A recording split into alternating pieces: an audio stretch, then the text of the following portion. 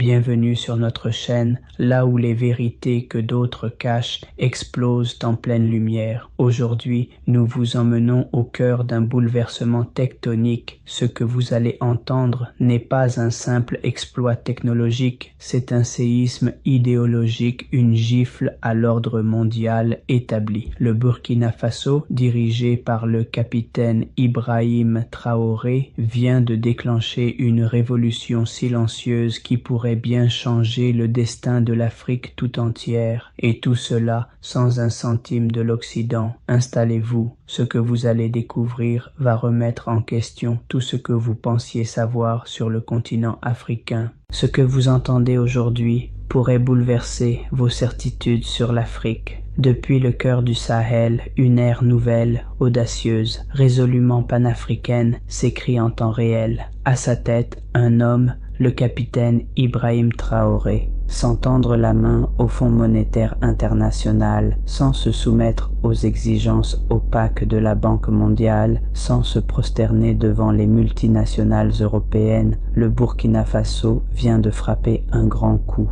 Le pays a dévoilé le système de péage numérique le plus vaste, le plus avancé et surtout le plus indépendant de tout le continent africain. Ce projet monumental a été imaginé, conçu et exécuté entièrement par des ingénieurs burkinabés.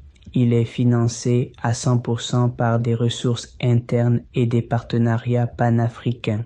C'est une première historique, une démonstration éclatante de souveraineté technologique et d'indépendance financière. Mais ce n'est pas seulement un système de collecte d'argent, c'est un levier, une arme, un rempart contre des décennies de soumission, de pillage et de dépendance imposées par les anciens colonisateurs et leurs héritiers modernes. Dans les plaines brûlées par le soleil, en périphérie de Ouagadougou, loin des caméras des chaînes occidentales, un événement majeur vient de se produire. Un moment discret en apparence, mais aux conséquences profondes. Le capitaine Traoré, debout, le regard droit, entouré de techniciens, de fonctionnaires et de représentants africains, a annoncé le lancement officiel du plus grand réseau de péage numérique d'Afrique. Ce n'est pas une simple infrastructure, c'est un message. L'Afrique peut se prendre en main. Ce réseau flambant neuf compte plus de 20 stations de péage intelligentes réparties sur l'ensemble du territoire. Elle couvre les 12 principaux corridors de transport qui relient le Burkina Faso à ses voisins clés, le Mali, le Niger, le Togo et le Ghana. Chaque point de passage est équipé de technologies de pointe. Caméra de reconnaissance NPR dernière génération, scanner numérique de plaques, système alimenté à l'énergie solaire, traitement des données en temps réel, tout est pensé pour l'autonomie, le tout connecté à un centre de commandement national ultra sécurisé. Mais pourquoi maintenant?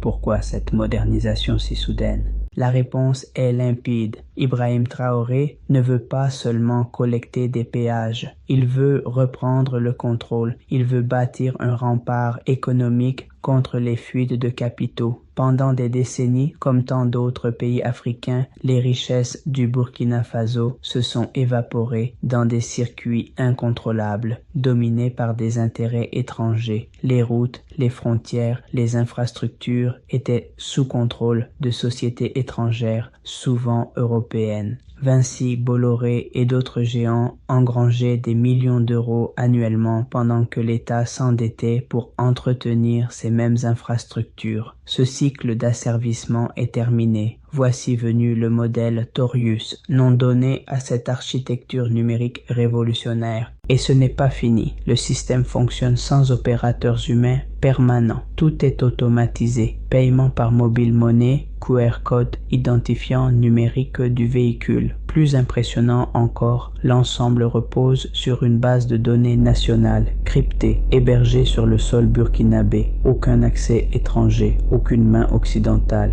Tout est souverain. Les puissances occidentales ne s'y trompent pas. Aucune sanction officielle pour l'instant, mais les diplomates européens expriment une inquiétude feutrée. Une inquiétude qui trahit une peur bien plus grande, celle de perdre le contrôle, de voir un petit pays enclavé, sans littoral, sans richesse colossale, montrer au monde qu'il est possible de se libérer seul, et pire encore, d'inspirer les autres. Ce projet va bien au-delà des infrastructures. Il bouscule les dogmes. Il renverse les paradigmes hérités du colonialisme. Là où l'Afrique était censée supplier, dépendre, obéir, le Burkina Faso décide, construit, innove. Et les échos de cette décision ne tardent pas à se faire entendre. Du Ghana au Mali, du Niger au Sénégal, les réactions affluent.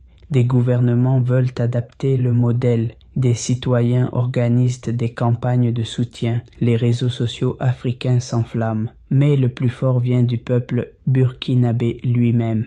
Les agriculteurs, les chauffeurs de taxi, les jeunes développeurs saluent la transparence, la fin des pots de vin, l'ouverture vers des emplois stables. Ce réseau n'est pas une simple infrastructure, c'est un symbole, une onde de choc, une démonstration que si le Burkina Faso peut le faire, alors pourquoi pas le Nigeria, pourquoi pas l'Éthiopie, l'Ouganda, le Congo. Ibrahim Traoré montre que la souveraineté ne s'écrit pas dans des discours, mais dans des infrastructures concrètes, les câbles, les fibres optiques, les pylônes, les ports, les bases de données. Tout cela, c'est le pouvoir, le vrai. Et ce pouvoir, lorsque l'Afrique commence à s'en emparer, dérange, car lorsque les pays africains construisent sans l'Occident, les vieilles puissances s'agitent. Tentatives de déstabilisation, pression diplomatique, campagne de désinformation, tout est mis en œuvre pour freiner l'élan, mais Traoré tient bon.